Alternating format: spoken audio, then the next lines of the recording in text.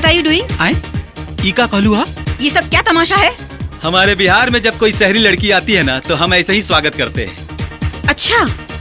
ओए ओए ओए ओ वाह! हमारे मुंबई में जब कोई लड़का ऐसी हरकत करता है तो हम ऐसे जवाब देते हैं। You stupid देहातीस! तुम लोग कभी नहीं सुधरोगे। ए भैया, ये तो मिर्ची जैसन तीत लागतिया हो। ए भैया, मीठ लागल हो कि तीत? लो तुम भी टेस्ट कर लो।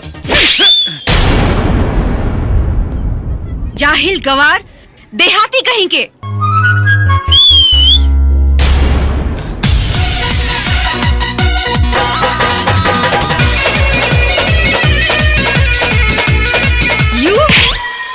तनी हथवा संभाल के रख, नहीं तो मुंबई के नाजुक कलाई बिहारी मरद से टकराई तो चूर चूर हो जाई।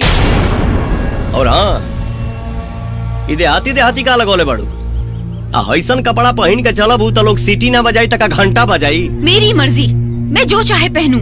तुम कौन होते हो मुझे सिखाने वाले? ठीक बा पही ना, लेकिन एक बात ध्यान रखिया, ये बिहार है, इतना उगार के चलबू तो लोग अगरबत्ती ना दिखाई, सीधा हरे रामा हरे कृष्णा गाई, आ तू कहबू हेरे मैं। How dare you! मैं तुम्हें छोड़ूंगी नहीं। I will complain to the principal. क्या ये सच है? तूने इसको छेड़ा है? तुमने इसके साथ बदतमीजी की है? सर, हम इसको छेड़ नहीं रहे हैं, समझाने की कोशिश कर रहे हैं। कॉलेज में अगर लड़कियां ऐसे कपड़े पहन कर आएंगी तो लड़कों का ध्यान भटकेगा सर, पढ़ाई का खाक करेंगे। तो क्या तुम लोगों की वजह से हम लड़कियां जीना छोड़ दे? तुम लोगों को खुद पे कंट्रोल नहीं है और नसीहत लड़कियों को देते हो। अरे यार, मैं कंफ्यूज हो गया हूँ, कौन सही है कौन गलत है। सर, आपको कंफ्यूज होने की कोई जरूरत नहीं है, हम आपको समझाते हैं। हाँ। एक काम कीजिए, हाँ। इसके टांग को देखिए।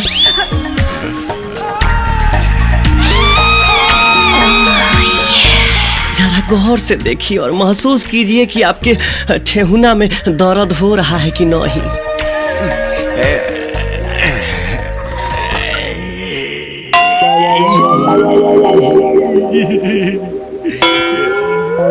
अरे वाह, पूछवाइए ना सर।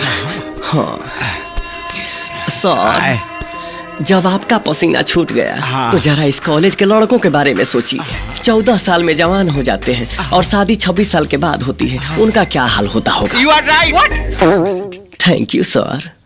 ये सही कह रहा है, कल से तुम ढंग के कपड़े पहन के कॉलेज में आया करो। आप ये क्या कह रहे हैं सर? आपके कॉलेज में कोई ड्रेस कोड है कि ये पहनो ये मत पहनो? मेरी मर्जी, मुझे जो पहनना होगा मैं पहनूंगी, और अगर मेरी मर्जी होगी तो मैं कुछ नहीं पहनूंगी। अब का छींका तारू, जवन फेंके के रहे तो फेंक देली। प्रणाम भैया, प्रणाम। अरे राम, मैं क्या करूं अब भाई।